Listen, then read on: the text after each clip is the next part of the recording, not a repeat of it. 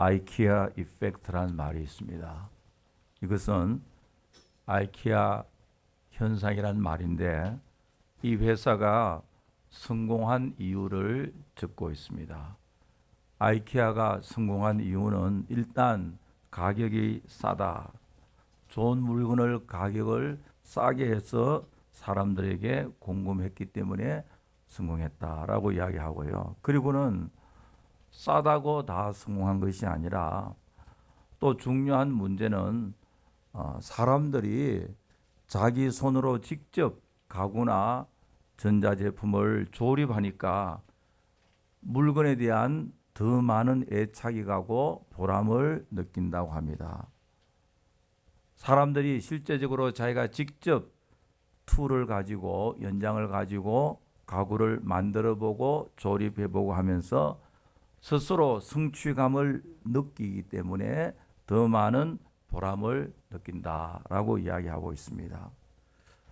여러분, 우리의 신앙생활이 단순히 관념적으로 이론만으로 되는 것이 아닙니다. 하나님의 말씀을 가지고 실제적으로 실천해보고 하나님의 말씀에 구체적으로 순종하게 될 때 보람과 의미가 느껴지게 됩니다. 그러므로 우리의 믿음은 it should be practical. 우리 실제적으로 삶에 옮겨질 때에 믿음의 능력을 체험할 수가 있는데요. 그 C.S. 루이스라는 사람의 스크루테이프의 편지라는 책에서 스크루테이프의 13번째 편지에서 사탄의 전략에 대해서 말하고 있습니다. 스크루테이프는 이렇게 이야기하고 있습니다. 사탄은 우리로 하여금 하나님을 믿지 못하게 하는 것이 아니라 설교를 듣고 말씀을 듣고 느끼고 감동하고만 끝나고 행동하지 못하게 한다. 느끼기만 하고 행동하지 아니하는 것이 습관화 되어지면은 사탄의 전략이 성공했다는 이야기입니다.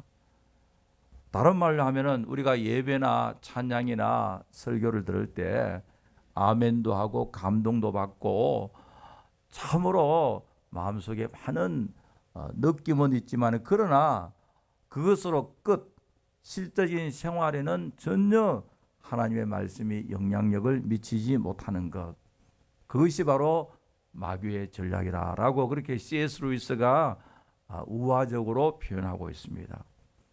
여러분, 성경도 보면 야고보서에서 행함이 없는 믿음은 죽은 믿음이라고 말하고 있습니다.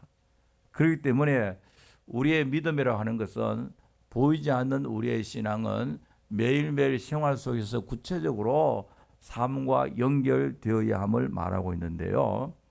오늘 이 본문은 우리가 잘 알고 있는 말씀인데 다윗은 자기를 죽이기 위하여 10년 넘게 괴롭혀왔고 자기에게 많은 고통을 주었던 사울 왕이 죽고 난 후에 여러 가지 다윗이 취한 행동을 기록하고 있습니다. 오늘 우리는 다윗의 케이스를 통해서 믿음으로 사는 성도들의 삶은 어떠해야 하는지 우리 생각했는데, 첫째로 믿음으로 사는 사람은 자기의 개인의 감정을 극복하고 모든 일을 하나님의 시각에서 상황을 바라보아야 합니다. 오늘 11절 12절에 보니까 다윗은 사울 왕의 죽음을 아주 애통하게 이겼습니다.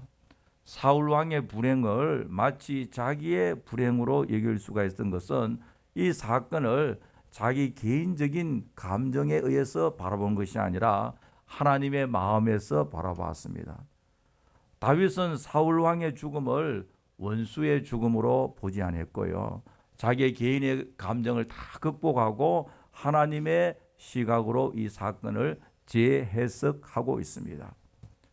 다윗은 하나님께서 원수의 불행을 흐뭇해하는 것을 원하지 않았습니다. 다윗은 이 원리를 일찍부터 알았기 때문에 사울이 자기를 추격해서 죽이려고 할 때에 2번이나 기회가 있었습니다. 그저 자기는 가만히 있으면 부하들이 사울을 깨끗하게 다 죽일 수 있었지만은, 그러나 다윗은 하나님께서는 하나님께서 친히 기름 부어 세우신 하나님의 종을 자기가 죽이는 것은 하나님이 원하시지 않는다. 자, 이거 죽이면은 상황 끝. 그때부터 평안하게 살 수 있었는데, 그러나 하나님의 원리가 더 큰 원리이기 때문에 자기의 개인적인 사사로운 감정을 극복하고 하나님의 마음의 원칙에 따라서 살았습니다. 여러분, 우리가 그 다윗의 일평생을 보면요, 실수도 하고 문제도 많이 있지만, 그러나 그 마음속 중심에는 뭐냐니까 언제나 하나님의 시각에서 모든 일들을 바라보기를 원했습니다. 하나님이 보실 때 이 문제를 어떻게 생각하실까? 다른 말로 하면은 하나님의 뜻이 자기의 오피니언보다도 훨씬 더 중요한 삶의 원리로 생각하며 살았습니다. 제가 어느 글을 보니까요, 미국에서 기도 제일 많이 하는 도시가 어딜까? 퀴즈입니다. 여러분, 미국에서 제일 가장 열심히 기도 많이 하는 도시가 어디일 것 같아요? 뉴욕, LA, 시카고, 어디냐니까요? 라스베가스라 그래요. 사람들이 도박을 하면서요, 베팅을 하는데 하나님 이번만은 한국에서 종종 온다 그래요. 라스베가스 갔어요.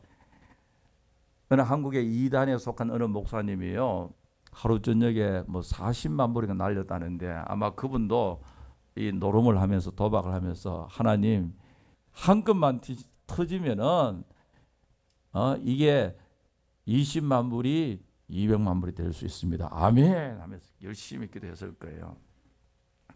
여러분, 기도 열심히 하는 것도 중요하고 많이 하는 것도 중요하지만은, 그러나 하나님의 뜻대로 살고 하나님의 뜻대로 기도하는 것이 더욱 중요함을 믿으시기 바랍니다. 요한일서 5장 14절에 보니까요, 그를 향하여 담대한 것이 이것이니 그의 뜻대로 무엇을 구하면 들으심이라. 우리가 기도할 때 우리 기도의 내용이 과연 하나님의 마음에 합당한 기도의 내용인가? 그것을 먼저 생각하면서 기도해라는 이야기잖아요. 여러분, 사실 우리 생활 속에서 제일 힘든 것은 여러분들에게 고통을 주고 여러분들을 미워하고 여러분들을 힘들게 하는 사람들 우리가 어떻게 해야 할 것인가? 여기 다윗 같으면요, 10년 넘게 자기를 죽이려고 온갖 수단과 방법을 가리지 않고 시도한 사울의 죽음은요, 할렐루야, 하나님 감사합니다, 나를 죽이려고 하는 저 사람이 죽게 되었으니까 얼마나 놀라운 일입니까 하면서 기뻐하지 않았습니다. 결코 그렇게 하지 않습니다. 왜냐니까 하나님의 마음이 아니기 때문에 그렇거든요. 우리 주님께서는 나는 너희에게 이르노니 너희 원수를 사랑하며 너희를 박해하는 자를 위하여 기도하라. 이같이 한즉 하늘에 계신 너희 아버지의 아들이 되리니 라고 하고 있습니다. 이 말은 하나님의 자녀의 라이프 스타일은 우리를 힘들게 하고 박해하는 사람들을 위해서 뭐 해야 한다 합니까? 기도해야 된다. 그게 하나님의 마음이다 라고 하고 있습니다.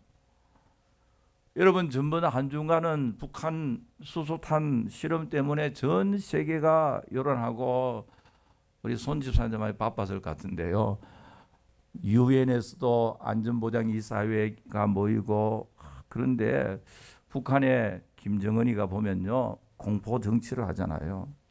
사람을 죽이되 간단하게 죽일 수 있는데요, 박해포를 쏴서 죽이고요, 사람을 죽이면서 화염 방사기를 가지고 사람을 죽이면서 공포감을 극대화시키고 있습니다.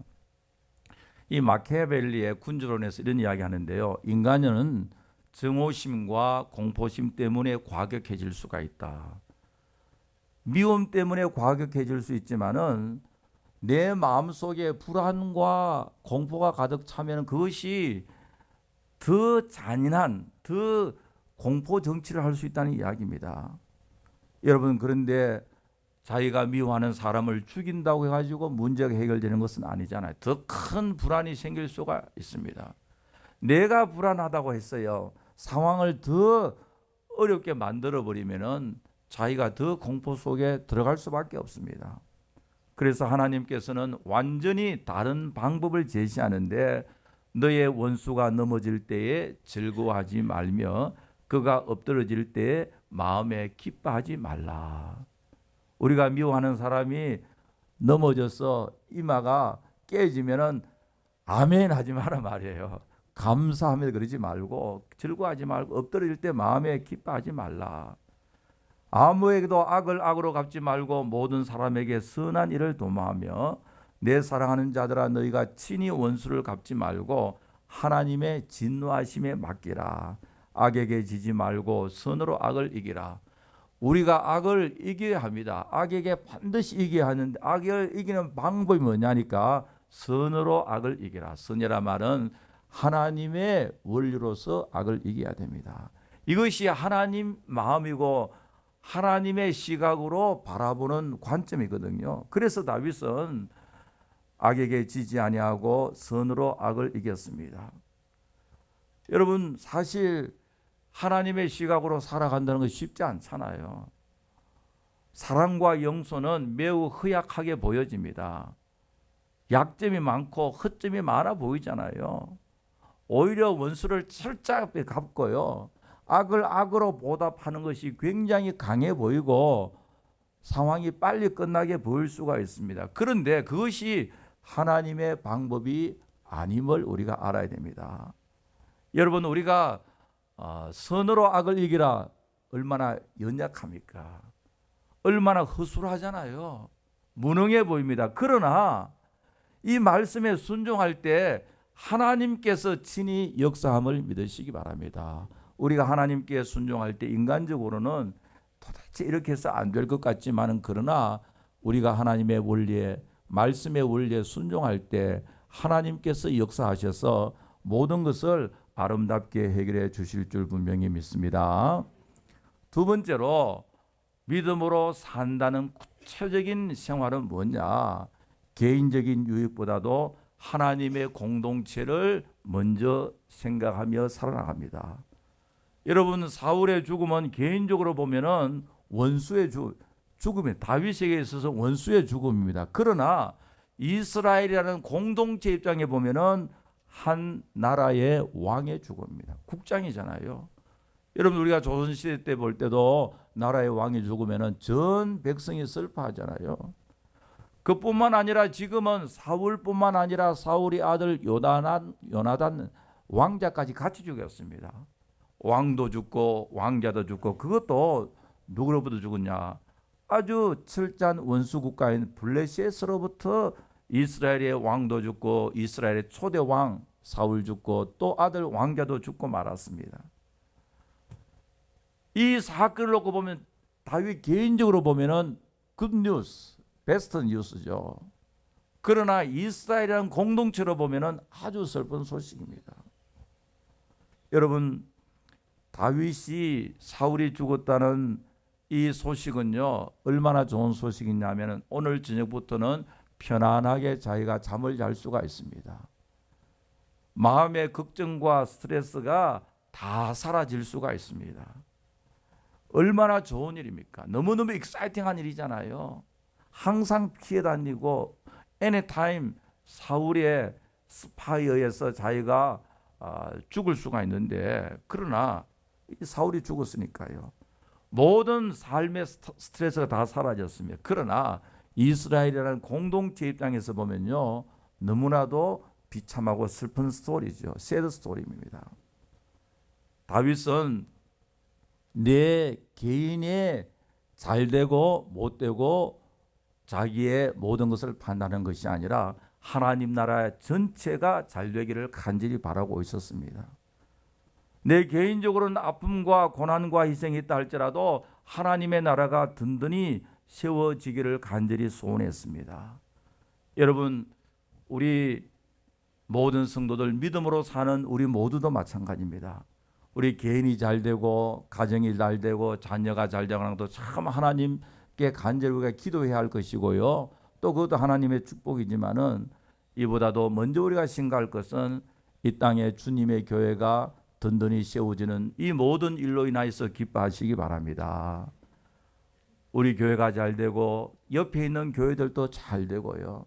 또 선교지에 있는 교회도 잘 되고 들려오는 소리가 주님의 교회가 날마다 든든히 세워지고 평안하고 부흥한다는 소식을 들을 때 하나님께 감사하고 기뻐하고요. 그것이 바로 믿음으로 사는 성도들의 마음입니다. 그 오래된 영화 가운데 늑대와 춤, Dances with Wolf란 그게 주인공 던바 중이가 나오는데요.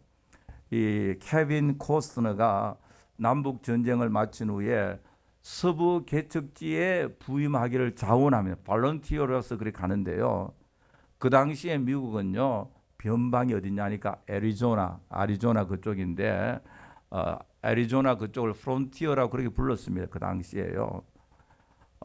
이 케빈 코스너 중위가 마차에 보급품을 잔뜩 싣고 며칠 걸려서 변방 프론티어에 도착하는데요.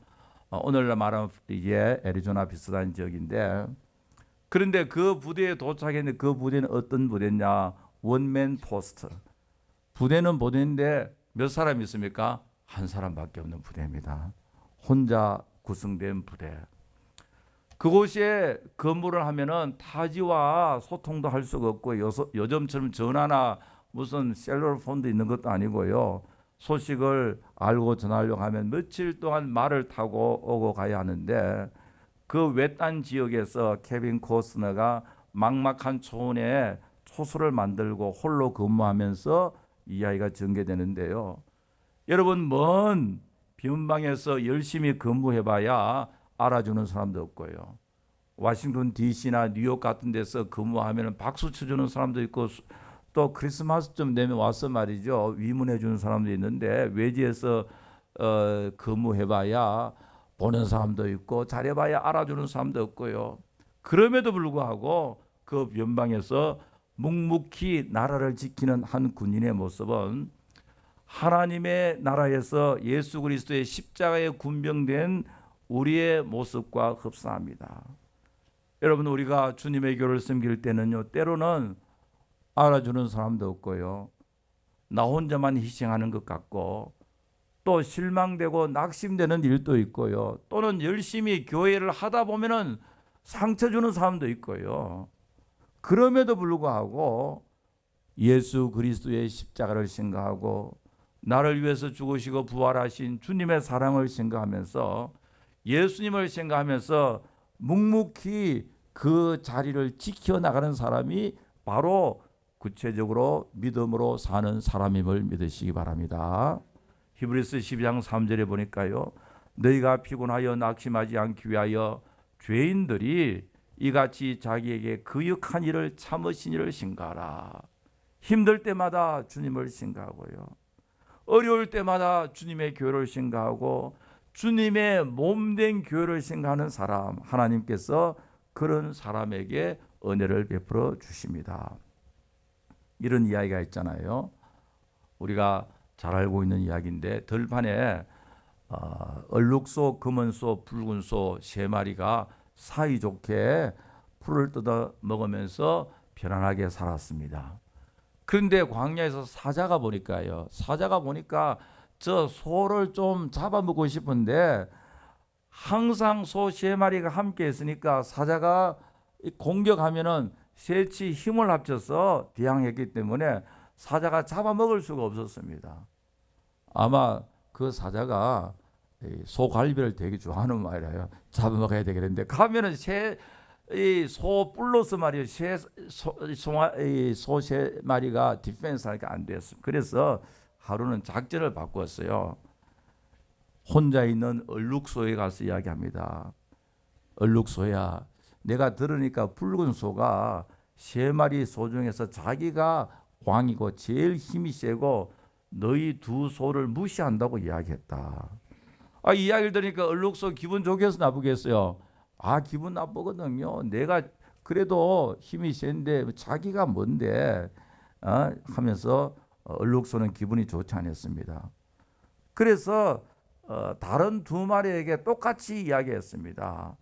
이야기하니까 소 세 마리가 전부 다 서로가 서로를 막 시기하고 화를 냅니다. 내가 최고인데 뭐 네가 최고라고 나를 무시해. 이때부터 소 3마리가 함께 다녔겠어, 안 다녔겠어요? 안 다녔어요.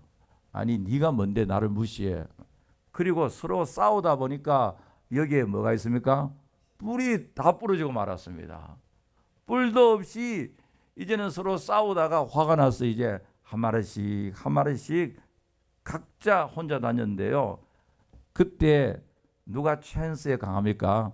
사자가 딱 보고 한 사람씩 다 잡아먹었다는 이야기잖아요. 여러분, 이 미련한 3마리의 소는 사자의 거짓말, 사람을 이간시키는 이 작전에 모두 말려들고 말았습니다. 지금까지 힘을 합쳐서 살았을 때는 사자의 공격도 다 이기고 그렇게 잘 살았는데 서로가 서로를 믿지 못하게 될 때 사자의 밥이 되고 말았습니다.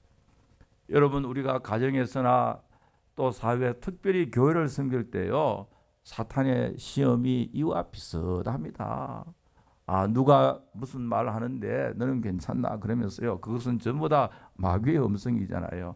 우리는 하나님의 음성에 귀를 기울이고 살아야 되는데 이상하게 우리 인간은요, 귀가 얇아서 마귀의 음성을 더 소중하게 마음속에 깊이 간직한 경우들이 많이 있습니다. 성도들은 서로 싸움의 대상이 아니라 서로 협력하고 사랑하고 서로 스포트 해줘야 되고, 가정도 그렇지 않습니까? 여러분, 우리 성도들은 이 땅에서 선한 싸움을 싸우다가 나중에 천국에서 영원히 함께 살아야 할 존재입니다. 이 세상에서 함께 살다가 천국에서도 영원히 주님과 함께 살아야 할 그런 운명을 지닌 사람이잖아요. 그렇기 때문에 주 안에서 서로 사랑하고 마치 전우애를 나눈 것처럼요, 그렇게 살아야 함을 성경은 말하고 있습니다. 흥묘백묘란 말이 있잖아요. 이것은 등소평이 1979년 한 이야기인데요.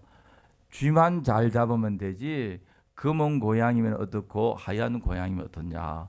흥묘백묘. 여러분, 이것이 전형적인 세상 사람들의 삶의 원리잖아요. 검은 고양이면 어떻고 흰 고양이면 어떻냐. 쥐만 잘 잡으면 된다. 능력 위주고요.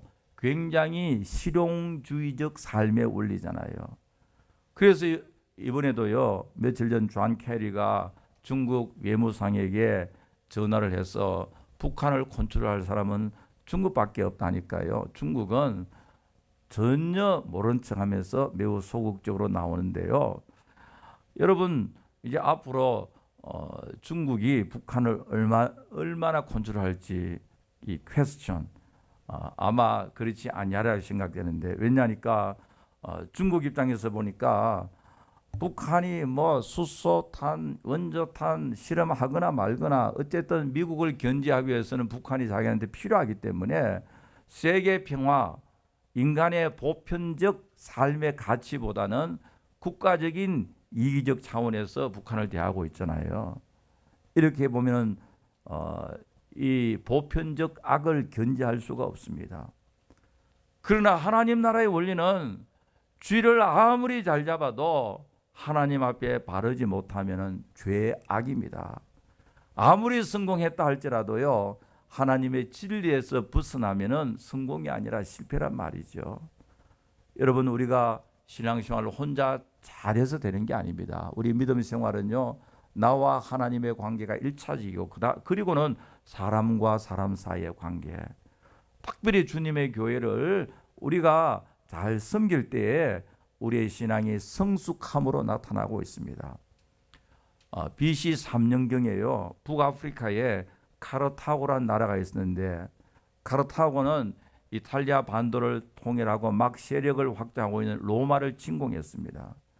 이것이 바로 그때부터 100년이 넘게 펼쳐질 포에닉 전쟁, 영어로는 퓨닉 월 그러는데요, 포에닉 전쟁입니다. 이 전쟁에서 유명한 사람이 카르타고의 한니발 장군인데요.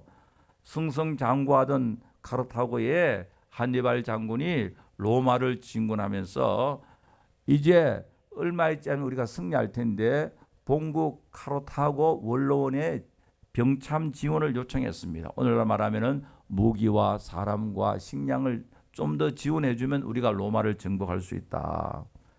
그런데 한니발 장군의 요청을 받은 본국 국회에서는요, 상원에서는 싸늘하게 적극적으로 리젝트 해버렸어요. 거절했습니다.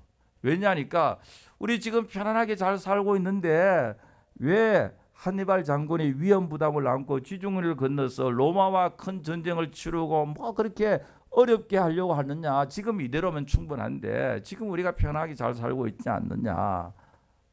노 하면서 리젝트 했습니다. 그러나 한니발 장군은 지금은 카르타고가 편안하지만 이대로 간다면 얼마 있지 않아서 로마가 세력을 확장하여서 반드시 카르타고에 쳐들어올 테니 그래 되면 나라가 망할 것이다. 이대로 평안하다고 가만히 앉아있으면 안 된다고 이야기했습니다. 그래서 로마가 아직까지 약할 때에 카르타고가 먼저 점령해야 된다고 굳게 믿었는데요. 그러나 카르타고의 원로원에서는 오늘날 국회나 상원에서는 현실에 안주하기 위해서 한니발 장군의 요청을 거절했습니다. 본국에서 물자가 공급되지 아니하니까 결국은 로마의 승리로 끝났고 지중해 패권을 지키기 위해서 나선 한니발은 의회의 도움을 받지 못한 채 최후의 비참하게 죽고요. 카르타고는 역사에서 사라지고 로마는 이 사건 후에 앞으로 1000년 동안 그때부터 1000년 동안 세계를 제패하는 이 로만 엠파이어 로마 제국을 건설했습니다. 역사의 가정은 있을 수 없지만 그러나 만약에 카르타고 본국에서 한니발을 지원해서 그 당시에 카르타고가 로마를 이겼다고 하면은 로마가 아니라 카르타고가 1000년 동안 지중해를 지배하는 나라가 되었을 수도 있습니다. 이 한니발 장군은 현재의 편안함보다도 나라의 미래를 생각했습니다. 그게 지도자의 비전이지 않습니까? 여러분, 그러나 본국의 정치인들은 현실의 기득권과 현실의 평안함만 추구하다가 미래를 I don't care, 미래를 생각하지 않아서 금방 나라가 망했는데요. 여러분, 믿음으로 사는 우리 모든 성도들은 하나님 나라의 십자가의 군병들인데요. 현재에 안주하기보다도 현실에 우리끼리 평안하게 잘 산다 이것보다도 언제나 우리의 마음속에는 미래에 이루어질 하나님 나라를 생각하면서 현재를 희생하고 투자해야만 하나님께서 우리에게 더 큰 축복으로 함께하여 주실 줄 분명히 믿습니다. 여러분, 우리의 신앙생활이나 우리의 믿음 생활이나 우리 주님의 교회도요, 현실의 평안함만 추구하는 것이 아니라 하나님 나라의 미래를 생각하고 교회를 생각하며 하나님 나라의 신앙의 공동체를 생각하며 살 때에 하나님께 기쁨이 되고 하나님의 은혜 가운데 살아나갈 수 있음을 믿으시기 바랍니다. 세 번째로 믿음으로 사는 생활은 어떤 생활인가? 다른 사람의 장점을 인정해 줄 아는 사람입니다. 오늘 19절에 보니까요, 다윗은 사울을 가리켜서 이스라엘의 영광이다. 사울, 요나단 가리켰어요. 오호라 두 용사라고 말했어요. 이스라엘의 영광이다. 용사라고 이야기했고요. 또 23절에 보니까 생전에 사랑스럽고 아름다운 자다. 그렇게 말하고 있습니다. 어떻게 자기를 죽이려고 하는 그 원수를 가리켜서 이스라엘의 영광이고 용사고 사랑스럽고 아름다운 사람이다. 그렇게 이야기했겠어요. 괜히 립서비스를 말만 하는 것이 아니라 다윗은 그렇게 생각했습니다. 아무리 자기를 죽이려고 하는 원수지만은 그럼에도 불구하고 사울에게는 굉장한 영광스러운 점이 이게 뭐냐 하니까 이스라엘의 초대 1대 왕으로서 상당히 정치를 잘하고 군사적으로 이스라엘 나라를 잘 이끄는 초대 왕임을 인정하고 있습니다. 다른 말로 하면 다윗이 사울을 평가할 때에 단점만을 지적하기보다는 장점을 극대화시키고 있습니다. 사울에게 많은 허물이 있었지만 그러나 이스라엘의 초대 왕으로서 상당히 많은 장점이 있었기 때문에 이스라엘의 영광이다, 영웅이다. 그리고 생전에 사랑스럽고 아름다운 존재다. 그렇게 말하고 있거든요. 여러분, 우리가 일반적으로 내가 싫은 사람을 평가할 때는 그 사람 하는 모든 일들이 다 잘못이다라고 평가할 가능성이 많습니다. 또 내가 좋아하는 사람이 있으면 그 사람 모든 것이 다 어떻게 봅니까? 좋게 보인다. 사람이요, 자기 자신을 객관화시키기가 참 어렵습니다. 그래서 우리 한국 속담에도요, 자기 와이프가 좋으면은 어디다 절한답니까? 처갓집, 외양간, 말뚝에. 우리 손집사님 절 많이 했어요. 여러분, 이게 무슨 이야기입니까? 내가 좋은 사람이 하는 일은 다 좋게 보이고요. 내가 미운 사람 하는 짓은 다 밉게 보인다. 왜 이러냐니까요. 인간의 죄와 부패성이 우리를 블라인드로 만들어 버립니다. 올바로 평가하지 못하도록 그렇게 하거든요. 그렇기 때문에 특히 미국 사람들이 이 TV나 나와서 어떤 이슈를 이야기하면서 코멘트를 할 때요, 무슨 문제를 분석할 때 보면은 참 냉정하게 하는 걸 볼 때요, 야, 대단하다 싶거든요. 지금 다윗은 자기를 어렵게 하고 자기의 인생을 매우 매우 힘들게 한 사울 왕의 인생임에도 불구하고 흑백 논리로 상대방을 다 정죄하지 않았습니다. 저 사울 왕 다 틀렸어. 아주 나쁜 사람이야. 그렇게 결론 내리지 않습니다. 사울의 좋은 점을 지금 이야기하고 있거든요. 여러분, 믿음으로 산다는 사람은요, 자기 자신을 하나님 앞에서 객관화시켜서 다른 사람의 장점을 바라볼 줄 아는 사람입니다. 믿음으로 사는 사람은요, 가능한, 완벽하게는 못 그랬지만은 주관주의를, 이 스브젝티즘, 자기의 주관주의를 상당히 극복할 수 있는 능력이 그 믿음에서 나온다는 말이죠. 내가 싫어하는 사람 하는 일은 모두 틀렸고 내가 좋아하는 사람은 모두 다 좋다고 생각하면 우리는 판단의 오류에 빠질 가능성이 많습니다. 왜냐하니까 우리 인간은 모두 다 장점과 단점이 있잖아요. 여러분, 저 사람 참 좋은 사람 같으면요, 어느 부분에서 좋고, 저 사람 아주 나쁘다면 어느 부분에서 나쁘다고요. 우리 목사님 가운데서도 참 성품도 좋고 다 좋은데요, 너무너무 좋은 분인데요, 시간 약속하면요 항상 30분 내지 1시간 늦게 오는 분이 있어요. 언제나 한 11시에 만나기로 하면 10시 50분 제가 전화해서 뭐라는지 아세요? 트래픽이 많아서, 트래픽 많으면 많은 걸 생각하면 오면 될 텐데. 여러분, 다르면은 굉장히 좋거든요. 사람이 참 좋으신데 시간 관념은 이게 30분은 3초 정도만 생각한다고 얘기해요. 여러분, 사람이랑 다 그렇죠. 인간이 한계성이 있습니다. 좋다 하지만 어느 점에서 좋고 나쁘다고 하지만 다 나쁜 게 아니지 않습니까? 여러분, 다른 사람의 장점을 인정해 주는 사람이 지혜로운 사람이고요, 그 사람이 성숙한 믿음을 가진 사람입니다. 그래서 우리가 여러분, 장점이 많이 있다고 해서 교만할 필요도 없고, 왜냐하면 장점이 많이 있다는 것은 그 속에 단점도 있습니다. 우리의 장점이 단점이 되고 단점이 장점이 될 수가 있거든요. 여러분, 이런 이야기 잘 알고 있잖아요. 코끼리는 상아 때문에 죽는데, 왜냐하면 상아가 아주 멋있고 값도 비싸고 귀하잖아요. 그런데 코끼리가 아주 멋있고 우아하고 아주 멋있는 상아가 있으면 그게 자기 장점이 있지만 그것 때문에 코끼리가 어떻게 됩니까? 빨리 죽잖아요. 여러분, 사람에게 장점이 많이 있다고 해서 교만하지 말아요. 그 내 장점이 단점이 될 수가 있고요, 단점이 장점이 될 수 있고요.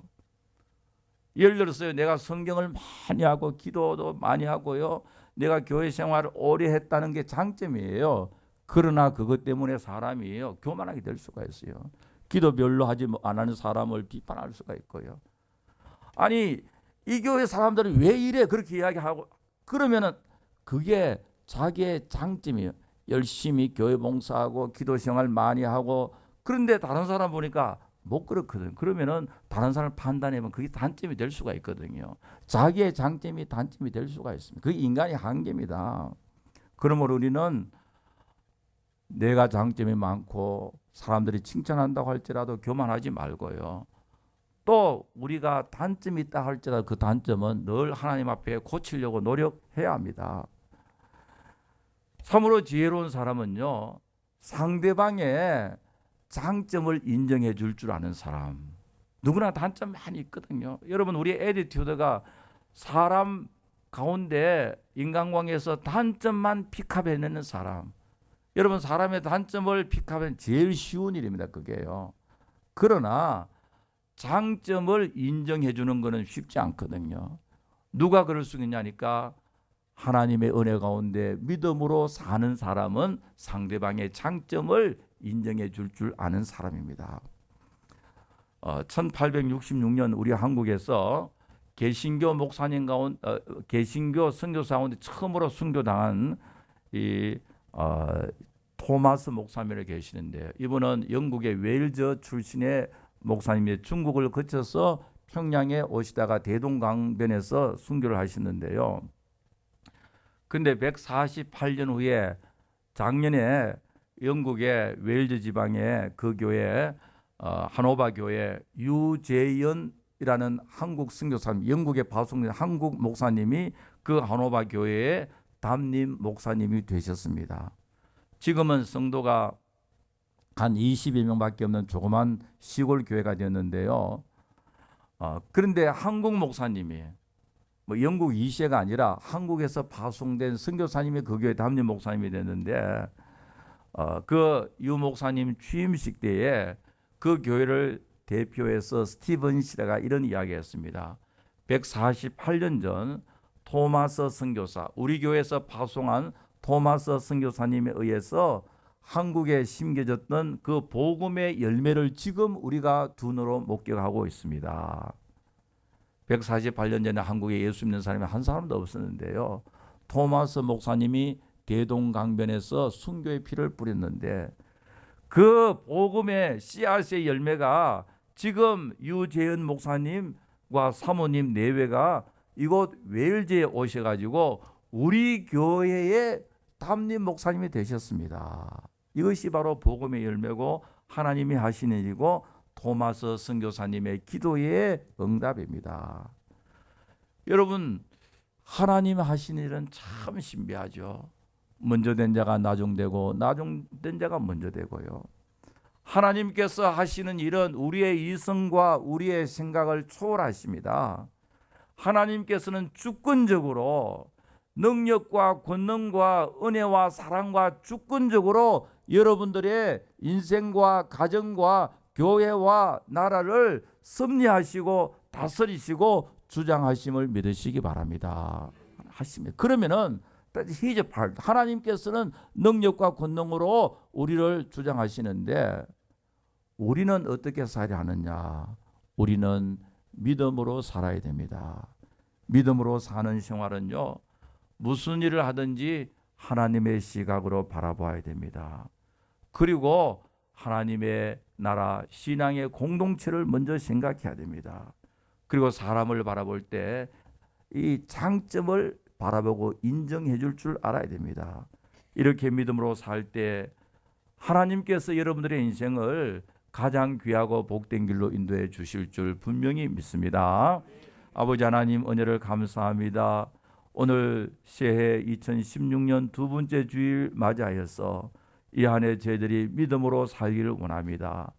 아버지 하나님, 저희들이 믿음으로 살게 될 때 하나님께서 전지전능하시고 은혜로우신 우리 하나님께서 우리의 인생, 우리의 가정, 우리의 교회를 참으로 가장 귀하고 복된 길로 인도해 주실 줄 믿습니다.